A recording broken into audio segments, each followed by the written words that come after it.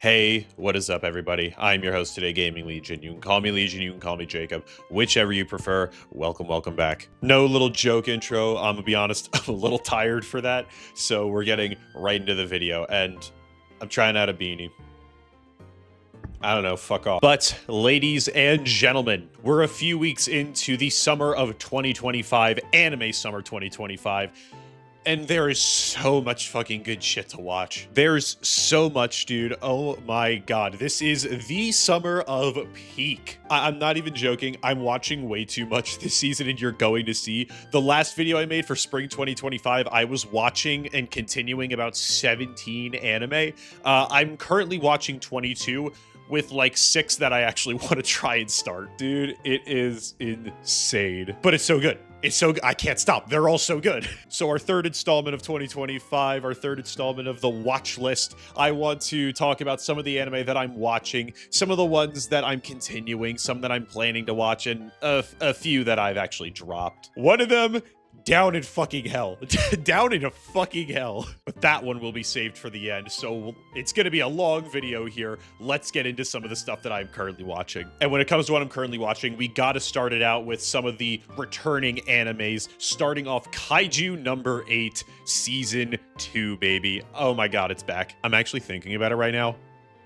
I haven't seen the new episodes. Oh my god, I'm actually a fucking idiot. I actually haven't seen the new episodes. I just got done watching Gachi Akuda. We'll talk about that later. And then I'm like, okay, time to make the video. And I'm like, oh shit, I haven't even seen Kaiju number 8. Nah, fuck it. We'll just go. We'll go. I've read the manga, so I already kind of know where we're going. At the end of season 1, he had gotten taken in by the Defense Force, that like designated as Kaiju number 8. So they're dealing with that right now. So I already kind of know where we're going, so I'll be watching those after I record this. So editing, fuck, maybe you can throw in something.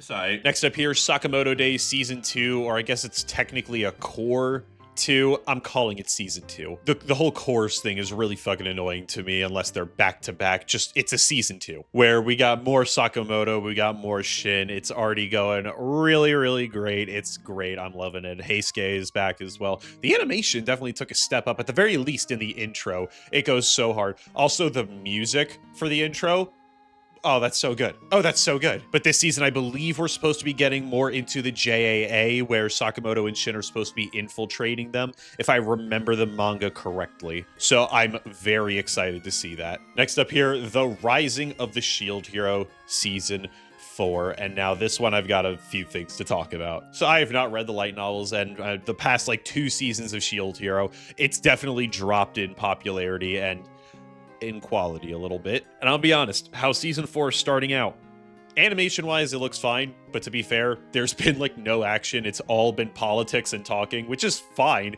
I'm cool with that. I watched the last season of Reincarnated as a Slime, where the first 5 episodes were sitting in the same fucking room around one table. I'm fine with political talk and just like, you know, talking and no action. Slice of life and romance is also one of my favorite genres. But dear fucking lord, it might just be me. It might just be me. Naofumi feels spineless as shit in this season right now, and maybe that will change as the season goes on. I honestly hope it does. But Jesus Christ, in the first, like, what, 3 or 4 episodes that we've had, it's just been Naofumi getting strung along by the people of Siltvelt. My brother in Christ, leave. My brother in Christ, leave. Like, I understand the whole reason that Naofumi is in Siltveld is obviously to get his ship to go along, so he needs the ship, so he can't exactly just leave. And also, they herald him as a god, the god of Siltveld, so even if he's not, like, wanting to be the god of the place, he also understands, hey, I don't want to be a dick like that. I can understand. But like, holy shit, the government has essentially held you captive, tried to kill you, and then like tried to literally manipulate this shit out of everybody around you using your name, my brother in Christ.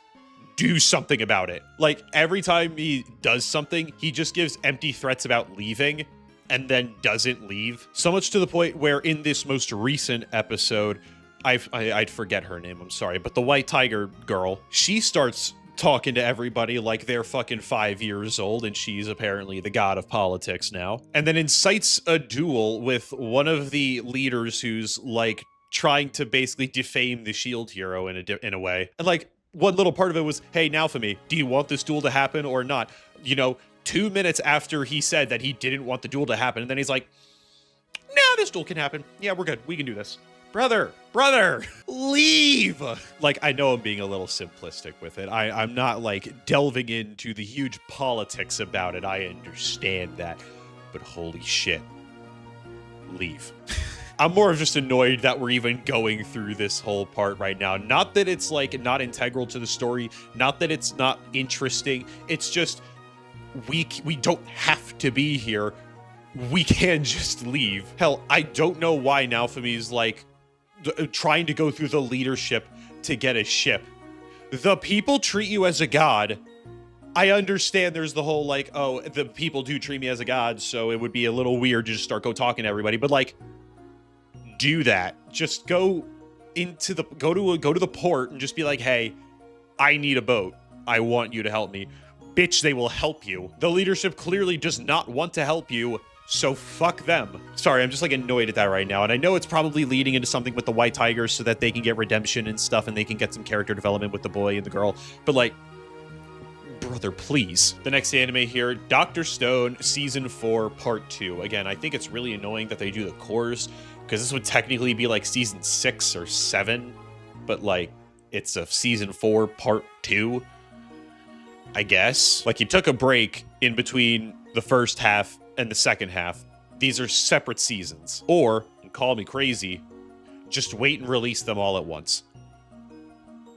But we are continuing with Senku and the gang. They have captured Zeno and they are going to Brazil to find the epicenter or the point where the entire petrification beam started, while also outrunning Stanley and their gang. And it's still a lot of fun. It's Dr. Stone. You love it. They started building tires and motorcycles while out on the fucking sea. That was so fucking funny. I love that. There was also this one point where Taiju did the fucking One Piece thing. That's just a little note, but I love that. That was so funny. But yeah, it's Dr. Stone. We're having fun with it. We're learning science, even though I'm not understanding jack shit, but we're having fun. Next up, one that was actually going to be a part of like a catching up section, and it was going to be the only one in there, but I actually caught up to it, and that is Grand Blue Dreaming Season 2, or Grand Blue Season 2. For anybody that doesn't know about Grand Blue Dreaming, it's funny as shit. So it's about this guy named Iori who is going to college out kind of coastal near the beach, and his cousins that he is staying with are a part of a diving club who is a lot more than a diving club. Not in that way, more in the college frat type of way where they are drinking and for some reason getting naked all the time. I mean naked. The guys. The girls don't do that.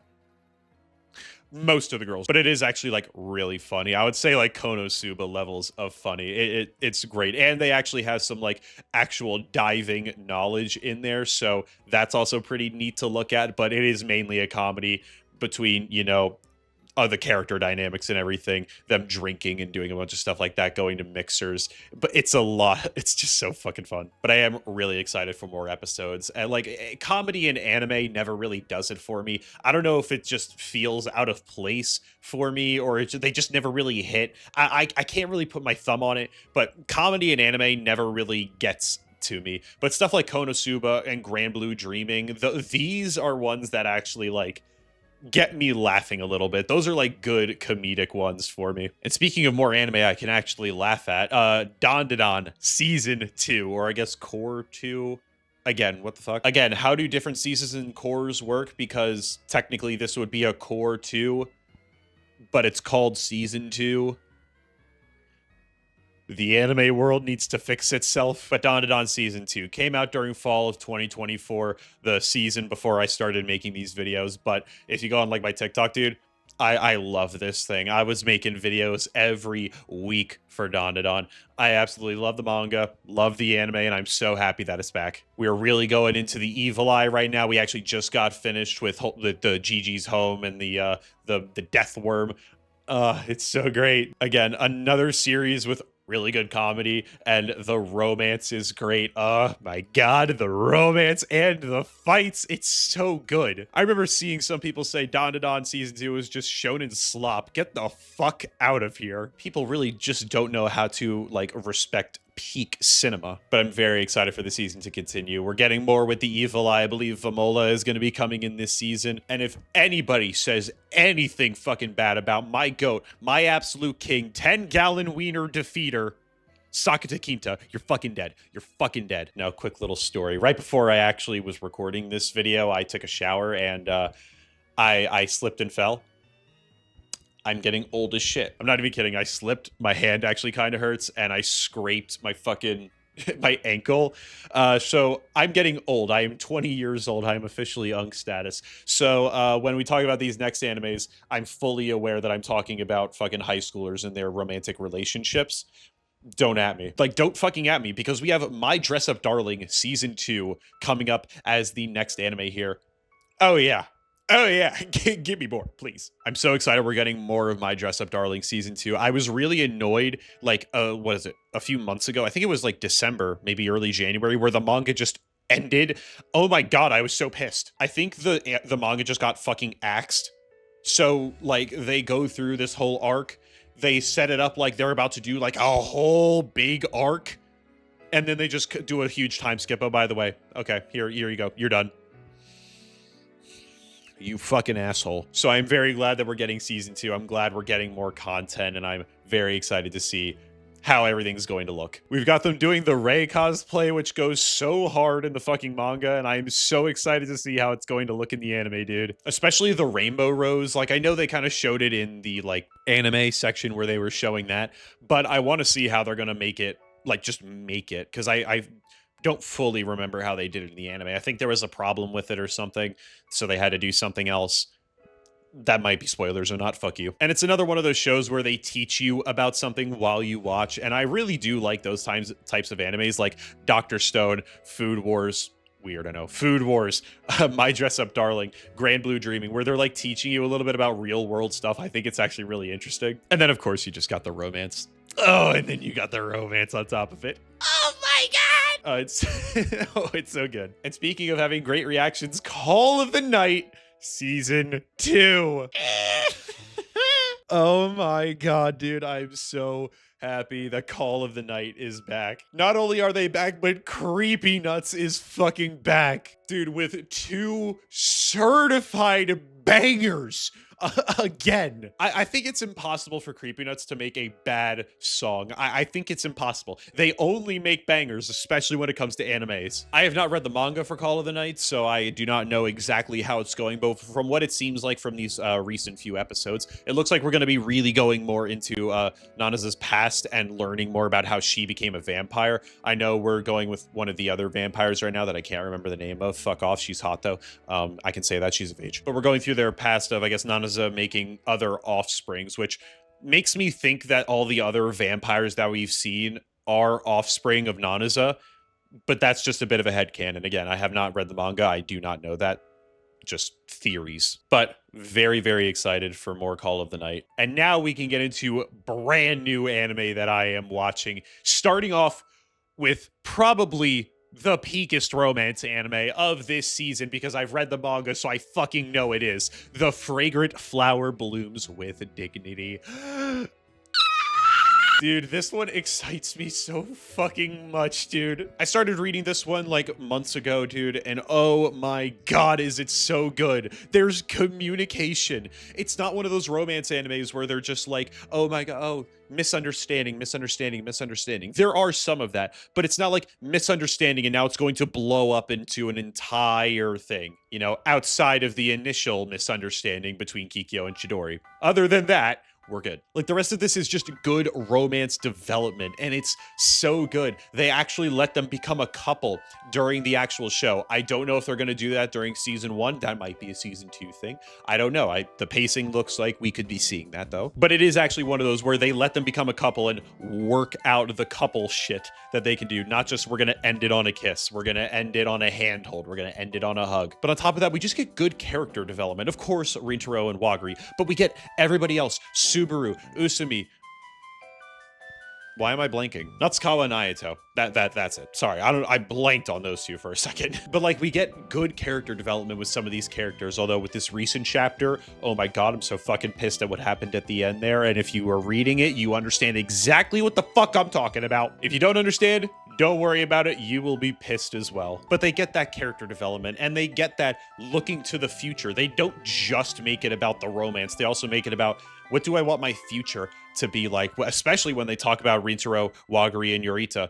Like, those are the three where it's really like, what do I want to be in the future? I love that. And they do take it in like a mature way. Sure, it might be a little too mature for high schoolers, like in reality, like, oh, these guys act way more mature than they would initially think as high schoolers. But you know what? That's fine sometimes. I like an emotionally healthy cast sometimes. And I think here it works so well and so perfectly. And again, they can fucking communicate. They actually talk to each other about their fucking problems. Or at least they end up talking about their problems, not like getting it dragged out for like tens of chapters on end. It'll be like, oh, I don't say this. Okay, I'm gonna say this now, and you know, we're being friends and everything. I'm not doing the best at, like, you know, saying how great this anime is, but genuinely, if you love a romance, if you like a good slice of life, you will love The Fragrant Flower Blooms with Dignity. The next up here, Rascal Does Not Dream of Santa Claus. I actually just realized this is a season 2. I don't know why I have this here. But yes, Bunny Girl Senpai is back now as Santa Claus. They are now in college, and they are now dealing with a new wave of puberty syndrome. In the last episode that we just got, we actually just found out that the girl who's been dressing up as Santa Claus and has the same puberty syndrome thing that Mai was having in season 1, just went out and gave out about 10 million puberty syndromes to people. So it seems like this season is probably going to be tackling, you know, more of those cases and maybe finding a way to reverse all 10 million, because obviously we're not going through every single case. But I'm interested to see how it's going to continue. Bunny Girl Senpai was one that I was never, like, you know, super gung-ho about. I do think it is a good anime. It was never like, oh my god, it's amazing. But it does leave me pretty interested. And if you thought when I said that Fragrant Flower felt really mature and everything, holy shit, does Rascal Bunny Girl Senpai, that feels really fucking mature. At least the characters feel like they're super mature. Don't get me wrong, not a bad thing, just the feeling. All right, the next up, dealing with the Mikadono sisters is a breeze. This was what I was not actually planning on watching at the beginning of this, like, whole season of anime, but then I saw, like, a clip of it on TikTok, and I said, hey, you know what, fuck it, well, let's do this. So I checked out the first episode, and this is one of those classic, you know, you got a guy in here, parents are dead, of course they are, and he moves in with 3 beautiful sisters who are like top of the school. You know, definitely gives a quintessential quintuplets sort of vibe. But what I think is great about this main character that also you kind of see with quintessential quintuplets, he's not a fucking pushover. He's not one of those characters that is like, oh my god, always in the corner, shaking, like he doesn't want to believe anything. He's like actually pretty outgoing. In the first like 2 episodes, it's basically him trying to be like, hey, you're fucking sitting down, you are eating my food, bitch. And I like that. Like, don't get me wrong, I watch anime and I read manga and all this stuff with like a spineless main character, and I definitely think that it has its, you know, props and it has its, you know, positives. But you know, when every romance anime kind of has that sort of trope, I'm glad that this one does not. But the main thing that kind of interests me about the series is obviously the romance, but the main character and the whole theme around family. The main character's mother was like top tier actress, you know, like famous around the world type deal, but he basically just inherited her looks and got none of her talent, or any talent at all. At least that's what he says, although I would say he was like really fucking good at house cleaning and, you know, cooking and stuff. So while you could say he's talented as a maid, it's pretty fucking talented as a maid or a housewife, cleaner, whatever the fuck. But because she was this top tier actress and the father was fuck all nowhere as per usual, she was obviously going off and doing work and going to these movies and shoots and everything and leaving her kid at home. So they never really got to bond as an actual family until her mother's last moments, where they realized, oh, we both like this same show, and they started bonding around the same show where his mom acted in it, and it was like being this family. So now that his mom is gone, he has moved in with these 3 sisters and he wants to recreate that feeling of family. And I really like it. It's really nice, it's cute, it's campy, but you know what? I like it. Next up here, and yes, it is the final mainly like romance anime. So for all my shonen people, we're moving out, is Betrothed to My Sister's Ex, which the title is a little misleading because that's not really her sister's ex. You kind of have a bit of a Cinderella situation going on here with the older sister, redhead girl. She is shunned literally basically like a Cinderella for the story, and her little sister is kind of like the doll, the one that their parents actually like. But on the night of Redhead's birthday, they were throwing a party, but not for her little sister, so that she could get married off. And when little Miss Redhead realized this, she ran out. She was so very sad. She ran out to the pond where she met one of the guests. She ran into a man of nobility, Count Curios.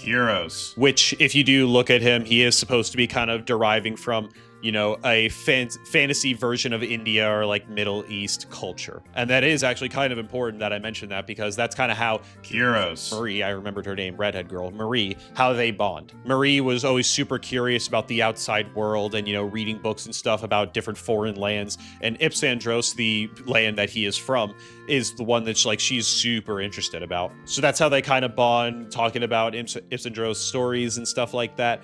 And they get, all lovey. But then because of, trauma from her parents and stuff like that, she ends up running away thinking she was being super disrespectful to the Count. And of course, as romance animes do, it was obviously love at first sight. So Curios goes back and sends a letter back to Marie's family saying, hey, I want to marry her sister. Now, he didn't actually want to marry Marie's sister, but due to misunderstandings and, thinking that she was a different person and different names and stuff, he had actually given them the wrong name. He had thought Marie's name was for her little sister, and the little sister's name was Marie's name. So Marie's little sister was made to go marry off to Curios. On the way, she fucking died. She died in a carriage accident. She's dead.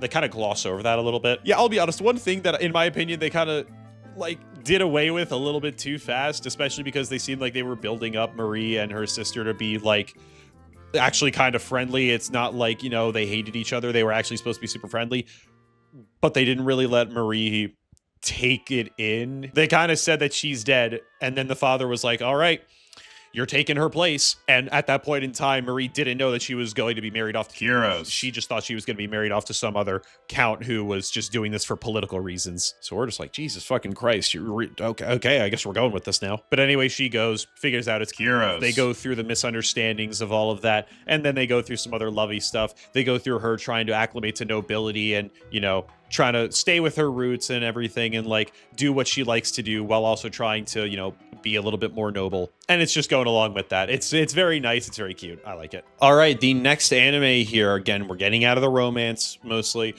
Secrets of the Silent Witch. This is a magic fantasy anime talking about a young girl who is a part of the 7 strongest mages in the country. But as the Silent Witch, she is very introverted and very quiet. She doesn't like talking to people. She is very reserved. And you know how most magic works. You have to have incantations. She became the Silent Witch because she doesn't like talking to people, so she just learned how to do magic without having to speak. And now how the story is progressing is she is going to this academy to kind of be the secret bodyguard for the second prince. The second prince, the third prince, one of the princes. And because she is a math crackhead, kind of like myself, she loves numbers, I love numbers, I can relate to her on that. She gets to join the student council as one of the financial people who gets to do the numbers. And that actually gets her an in with the prince so that she can actually be a little bit closer to him, be able to help him out. Although she didn't want that at first, it helps with the mission. And then the rest of the story seems like it's going to be kind of, them going around doing mysterious cases for stuff. There might be a little dark group doing stuff in the background that's going to happen, one of those little tropes. But it seems nice and interesting. I wouldn't say it's like a trash fantasy type thing, but it is a little generic. I'm still enjoying it though. Next up here, Onmyo Kaiten Rebirth Verse. I believe that's it. If I remember correctly, I believe it's called Rebirth in Japanese. That's the Japanese translation of it. But in English, it's called Reverse. And then there's something where birth and verse where you translate it, where it could be the same thing. I think I heard something like that. But you have the main character, Takaru, who gets isekai'd from Tokyo into this kind of ancient Japanese, but also like mechanically advanced version of Japan or Tokyo. You can kind of think of it like Superman, where it's like a 60s era sort of thing, but they've got mechanically advanced technology. You can kind of think of it like that, where it's like ancient Japan, but they've got modern day or future technology. Basically, you have your main character. He gets isekai into the world. He has this supernatural power that's never really been seen in this world before. So he joins up with the police force type institution that is in this world, and immediately rises to the top. And yeah, now he kind of helps defeat all the guys. There's some weird thing with time travel where he's able to go back in time whenever he dies for some reason. It hasn't gotten explained yet, but it's interesting. I've only got like one big problem and it's that the pacing is so fucking fast with this anime, especially when you look at the last episode that we just had, like the most recent episode. I think it was like 4, where it was so fucking fast for 20 minutes. At the beginning of this episode, they talked about this tradition that happens once every century where they go on the offensive to attack the enemy, the Oni that they have there. And they go to attack the leaders so that for the next century, they don't have to worry about Oni coming in and like, you know, really dealing with them as much. Like they established it at the beginning of the episode, established the festival, went to the festival, they went into the prep for the whole fucking like big fight, and then they went into the big fight and then ended the big fight. All in one episode. Like, brother, that all should have been a good 3-4 episodes. Have one episode for the fucking festival. You could have introduced the thing, have the festival, do a prep episode, and then go into the battle. Like, holy shit, the actual battle lasted maybe 2 or 3 minutes. I think they threw like a few punches and it was basically done from there. Like, it feels like they're trying to speed run through the plot and shit. I'm just like, slow it the fuck down. They even have this one part that just kind of gets really pushed through, it feels like. So the police force called the Onmyo, I believe that's how you say it, they all fight these Oni with things called Shikigami. Basically just mechs. They fight them with mechs. But they are two-person manned. And when Takaru comes in, he starts getting really chummy with this one guy, the blonde guy, and he's, you know, kind of becoming friends with him. But then that leaves the partner of Blondie, dark-skinned baddie number 5, kind of feeling left down, like, holy shit, my partner's getting stolen from me. We were supposed to get to like the top together. We were supposed to do this together, and now you're getting stolen away from me.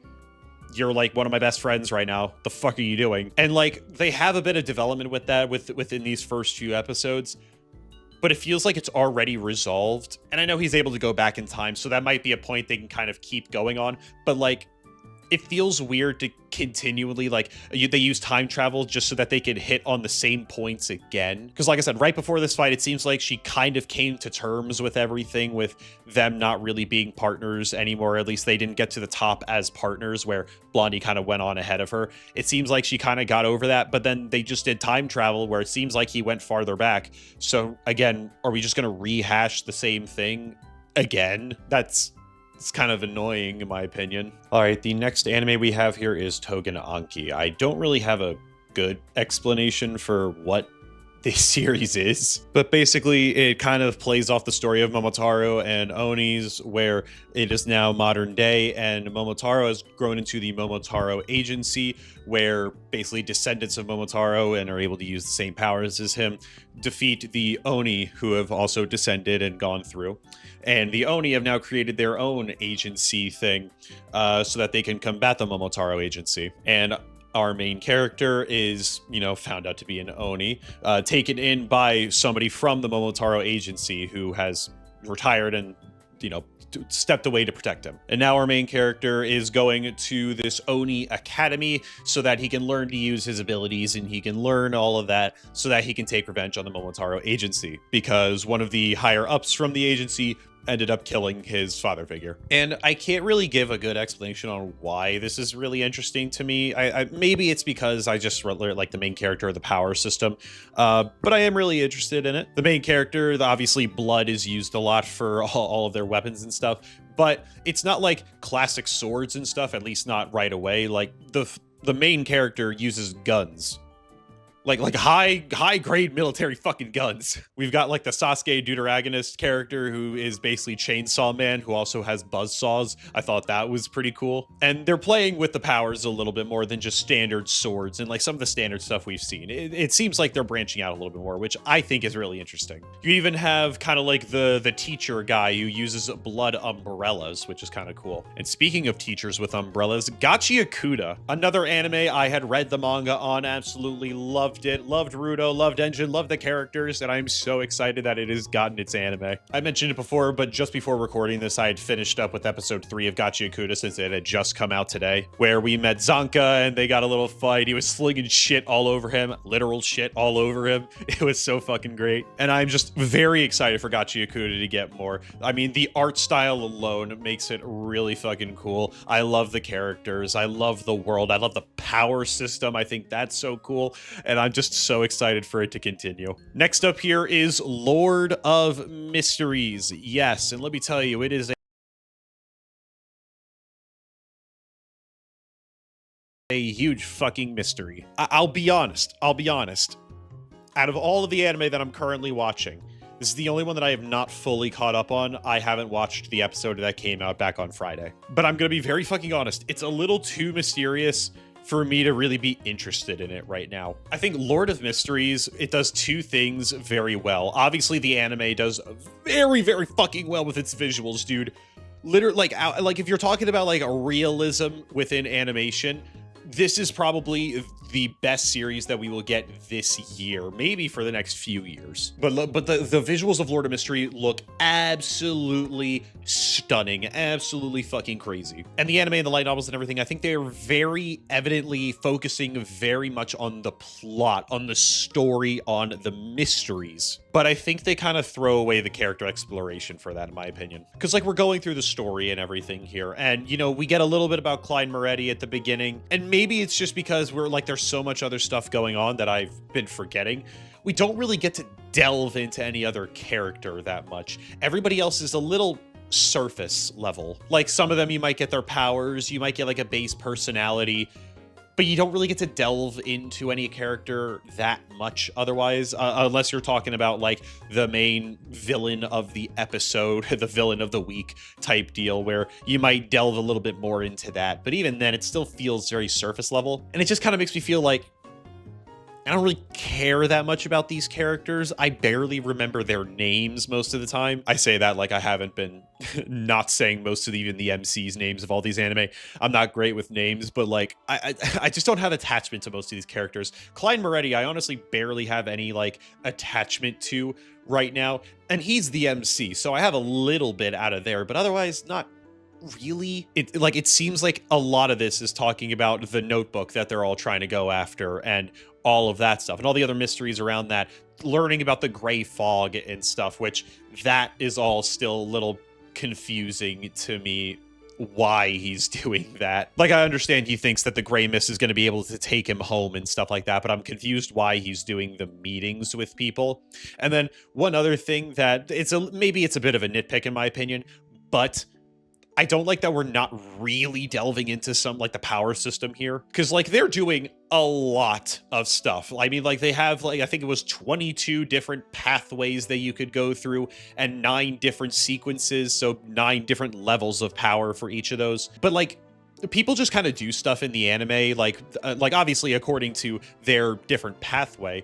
But it's like, I want a bit more of an explanation on why they can do some of this. And again, it might be a bit of a nitpick, but how I normally think of it is like, if I can't understand how they're able to do something within the terms of this world and this power system, it kind of just feels like they can do anything. I don't know. I'm sticking with Lord of Mysteries because it's super popular. A bunch of people love the light novels of it, apparently. But I'm gonna be honest, the anime's throwing me off. And especially when it's got normally about 10 extra minutes of anime to actually watch, it still feels like we're left in the dark on a lot of stuff, and it just doesn't feel like it's really pushing things forward all too much. Like, I guess just not as much as if it was just 20 minutes. There's also so many people saying, oh my god, I'm following the story easily. How are you guys not following this? Bull fucking shit. There's no way you went through this on a week-by-week basis, watched the episodes, did not read the light novels, did not read anything else beforehand, and you are 100% following along, you understand every goddamn thing that's going on,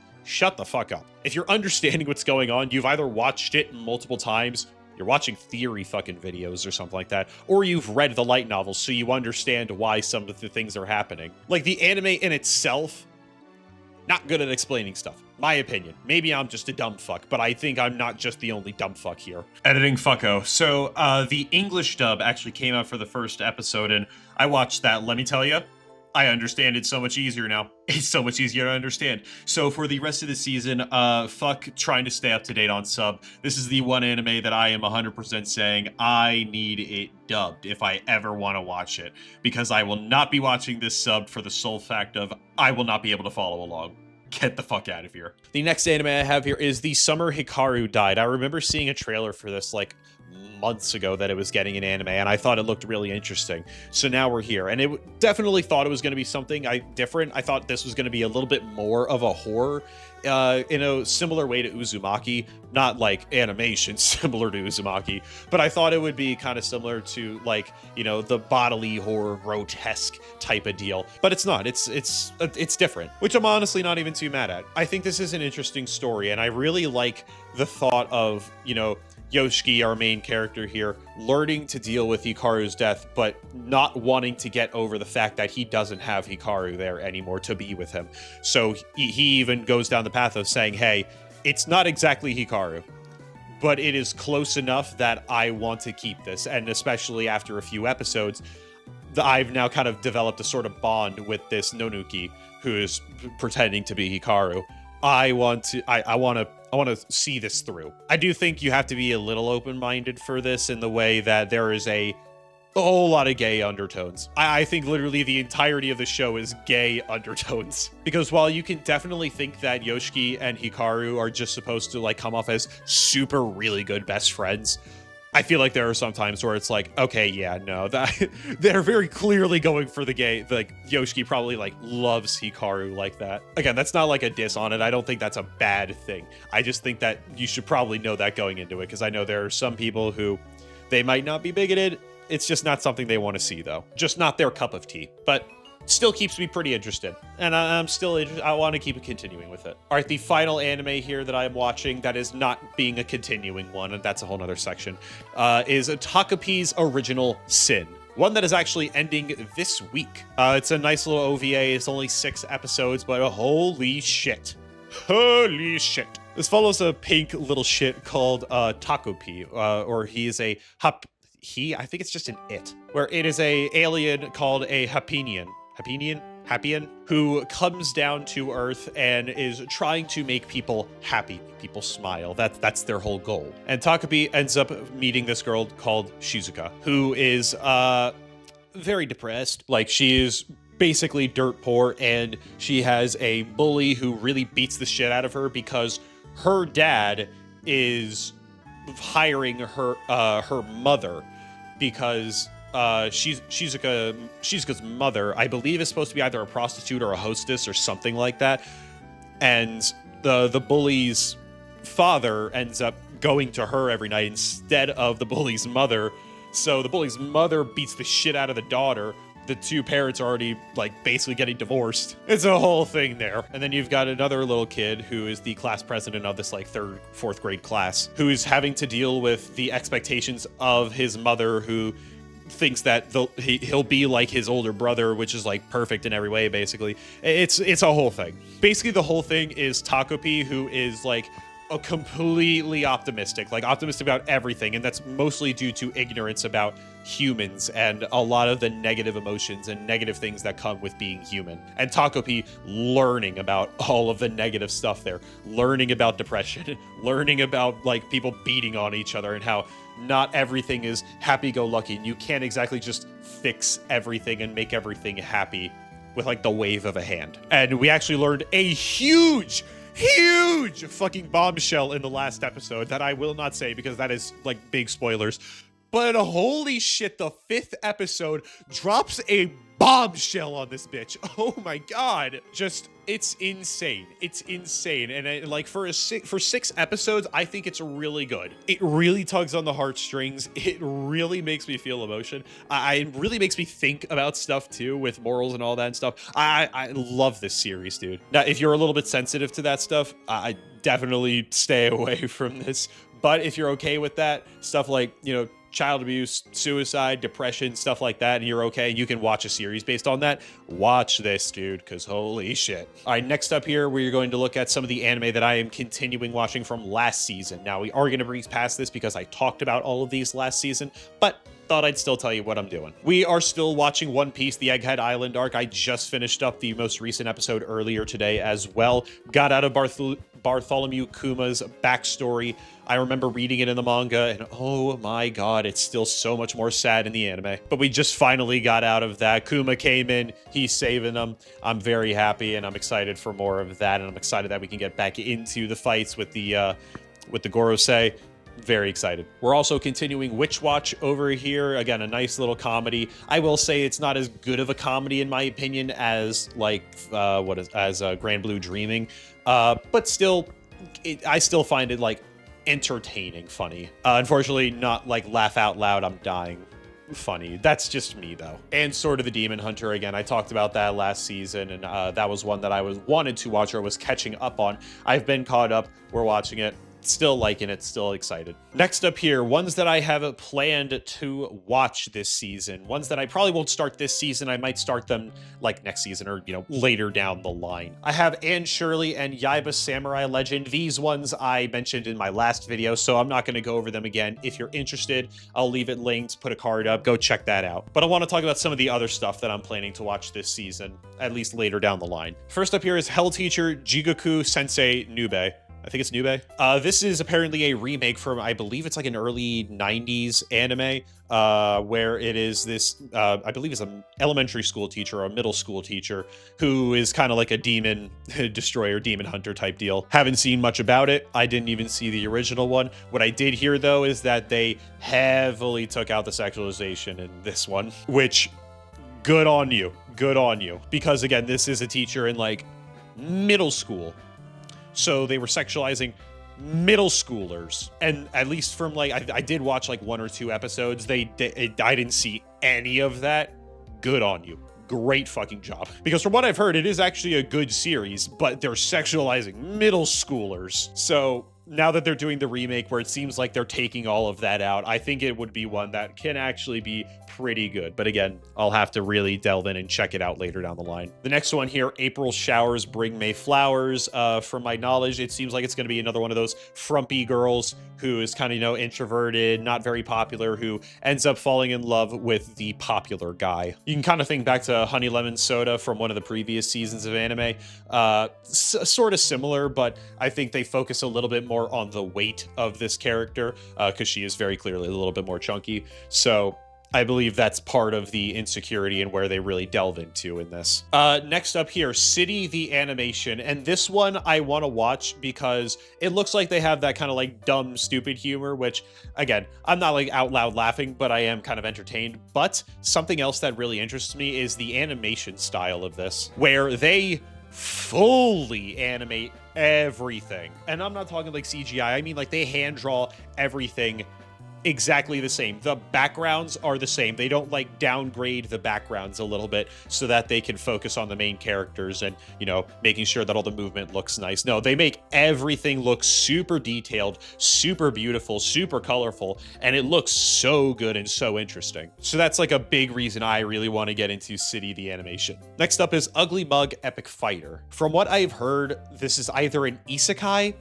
or one of those like video game isekais. I don't know exactly which one it is, but essentially you have this guy and he goes into this other world or a video game, whatever the fuck it is, where it seems like when going in, you get powers and stuff, obviously, but the more drawbacks you give yourself, the stronger and more powerful you can be. So correct me if I'm wrong. This dude basically took away the ability for him to have sex. If I get touched by a woman, something fucking weird happens. I want to say he just comes. I don't think that's it, but again, I don't remember exactly, but basically he does a bunch of drawbacks about and all that. And again, he becomes super fat, super ugly, and just gives himself a bunch of debuffs about all of that so that he can become super fucking powerful enough that he can use like the starter bow in like the starter area and completely wipe out an entire like thing of goblins. It looked kind of nice. And from what I've also seen, it looks like the supporting characters around him aren't like just, you know, chop fucking liver either. They're actually kind of dependable and they can actually do stuff and help out a bit. So that kind of concept got me interested. One I might start up during this season, one I might wait, because 22 anime that I'm fucking watching right now. Next up, I have 3 movies here that I'm very excited to watch. First up here, the Demon Slayer Infinity Castle movie. That's fucking obvious. Demon Slayer is super awesome. I love that. We're getting into the Infinity Castle. Let's fucking go. Chainsaw Man Reze arc again. Chainsaw Man. I'm fucking in there. And next up here is 100 meters. And I'll be honest, I don't know really much about this, but it has a really cool art style that I'm interested in, and I'm a bit of a sucker for sports anime. I can't explain why, but when it comes to like sports anime or one of these like biopic sports movies, like live action ones, I'm gonna be honest, I don't know why, those get me super interested. All right, into the next big section here, the anime that I have dropped so far this season. I only have 2 here, and one of them isn't really has any problems. It's just not for me. And that one is Ruri Rocks. Ruri Rocks is one of those informative animes, definitely talking a lot about geology and looking around for rocks and stuff, exploration and all of that. And I do find that very interesting. And mommy milkers, baby, college aged. So that's perfect for me. Yeah, I'm getting a job. Yeah, totally. Hi, recruiters. But even with some absolutely beautiful mommy milkers and actually a lot of really cool facts about geology and rocks and stuff, I've got 2 kind of little problems with the anime that just makes it not for me right now. The first one is that it's subbed. Now look, I don't have a problem with subbed anime. I'm watching so many fucking anime that are not dubbed right now. But the problem with this anime is, with it being subbed, is that it subs the, like, what they're saying, but it also subs all of the text at the same time. So when I'm trying to read, maybe it's just the websites I'm doing it on, but it'll like cover half the screen with text and expect me to read all of that within 5 seconds. And I don't feel like pausing to read all of that. So don't really want to watch it when I have to read that much. I can deal with subbed. I don't mind subbed at all. I can do pretty quick read like the line or 2 that they have, go back up. I can do that. But when we're talking 6, 7 lines within 5 seconds, I'm sorry, I can't do that right now. And the second thing is, it's a lot of moe. I'm just not a huge person who's into moe anime. Like, a lot of this is moe and then learning about geology. And when I can't really learn about geology too much when I have to read so much within a very short span.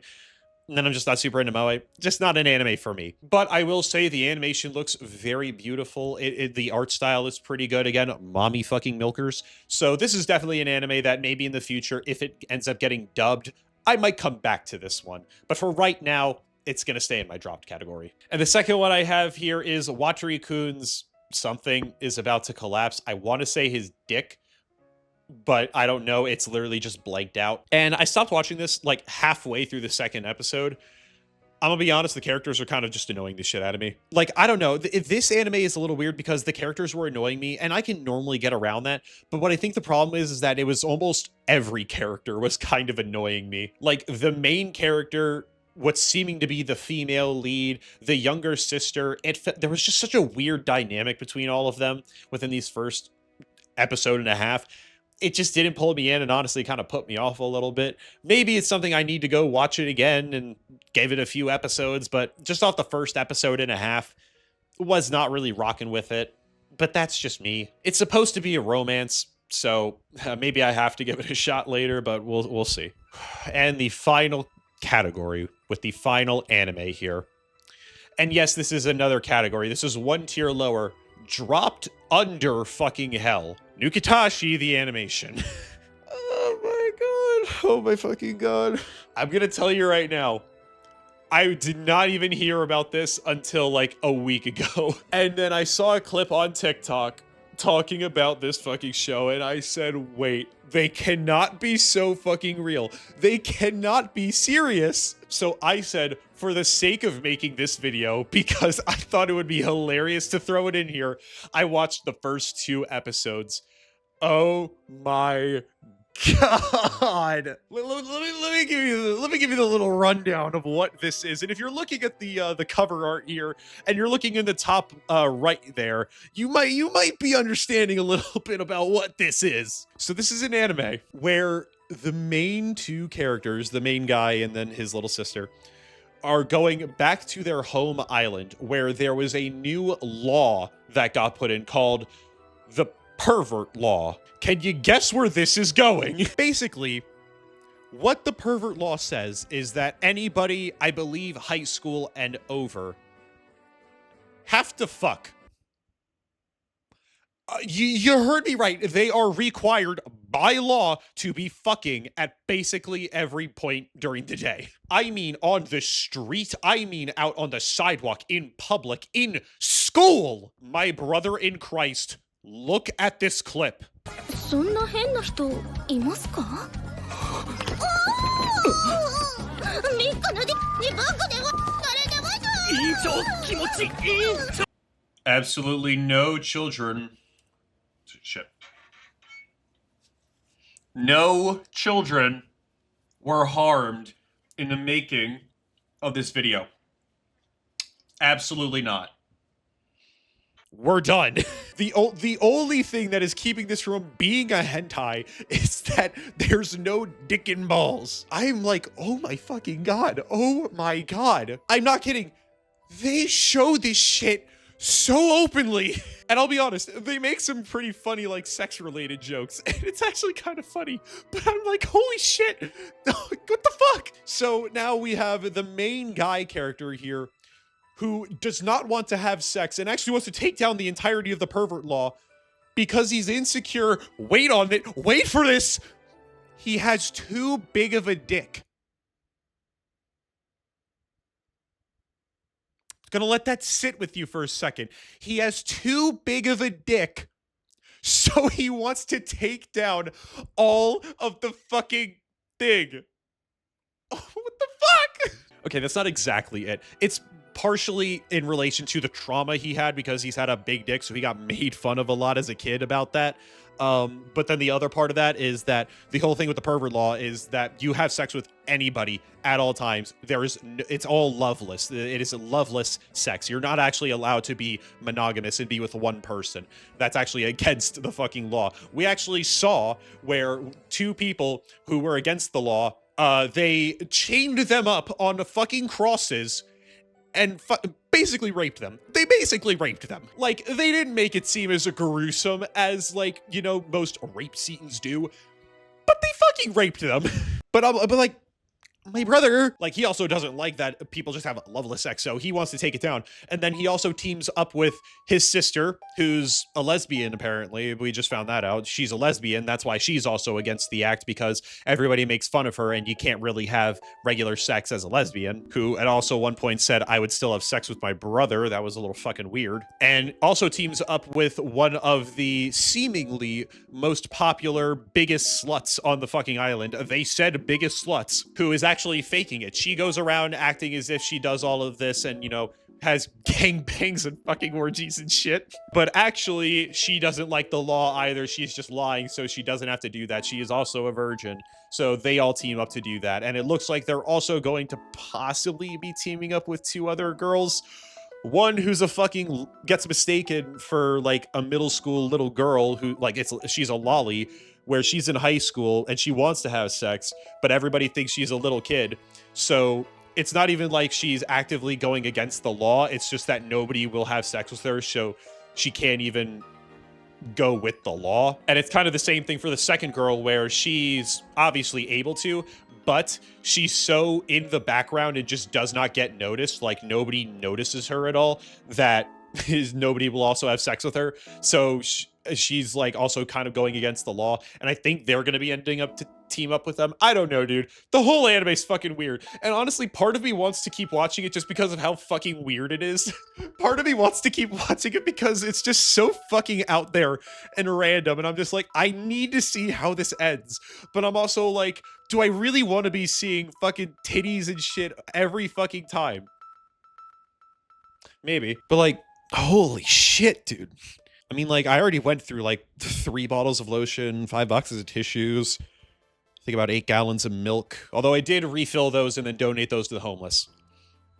They're still getting their calcium. It doesn't matter how they get it. It's just so fucking crazy. Also, did you guys know that my anime list actually has hentai on their fucking site? Like, they actually document the hentai on the site. I'm not joking about that. Like, by default, they filter out anything R18 plus. But like, if you go up there and you uncheck that, there's a whole hentai section. Like, I went and checked this out. They have Overflow, Dropout, both of the Baku Anes, Itadaki Sekai, including the bonus episode, JK Bitch ni Shibura Areti, Hitazuma no Kuchibiru wa kan chuhai no aji ga shite.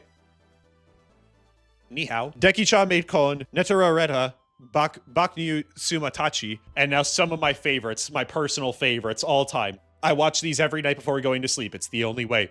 Futabu, Boku no Pico, Piku to Chico, and Pico x Coco x Chico. What do you mean? Why are you leaving? Why are you leaving the video? Okay. Oh god, I'm gonna have to edit that. Oh shit. But yeah, that's actually really funny. It's so fucking weird to me that those are just on my anime list. I didn't realize they were there. Although I guess High School DxD is on there, so I should be fair. But that is all the anime that I am currently watching, planning to watch, and have stopped watching, and one that I am honestly on the fence just because what the fuck? But what do you guys think? Are there any other animes that are coming out this season that you're really interested in? Are there any that I've talked about that you're not super into, or ones that I talked about that you want to check out? Please leave a comment down below. And if I see anything about Nukitashi, Jesus fucking Christ, I might have to delete your comment. But thank you. Now for a little promo. This Thursday, July 31st, my good friend Ben Das is having his big album coming out, Nothing Is Everything, with your boy Gaming Lahan on 2 of the songs, Magic to Me and Na Na Na in the Optima. Please go check that out. I have links down below to his SoundCloud and Spotify where they will hopefully be up on that day. Please go check that out. And the day after, August 1st, at the showroom at the Zack in Missoula, Montana, 7:30 p.m. GMT, he is going to be having his first big live show along with 4 other creators. 4 other musicians. So if you're in the area, please go check it out. If you're not, he said he is also going to be trying to get those streamed on his Twitch. So I will be leaving the link to his Twitch down below if he is able to get that done.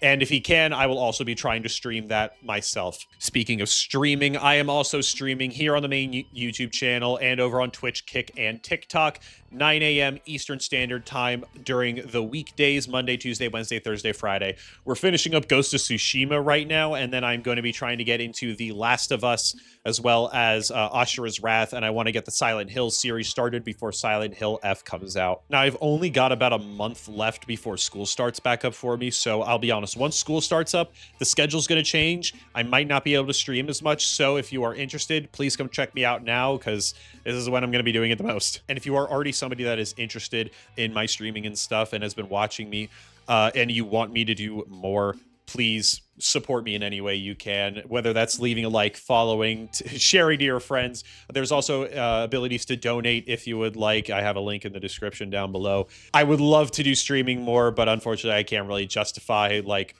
full-time job right now, obviously, so yeah. But I would obviously love if I could make something out of it. It would make, you know, after college a lot nicer. So if you're willing and you want to, please check the description out. Otherwise, it's all good. It's all fine. And I will see you guys in the next video. Thank you guys so much. Take care. Peace out. Have a good one.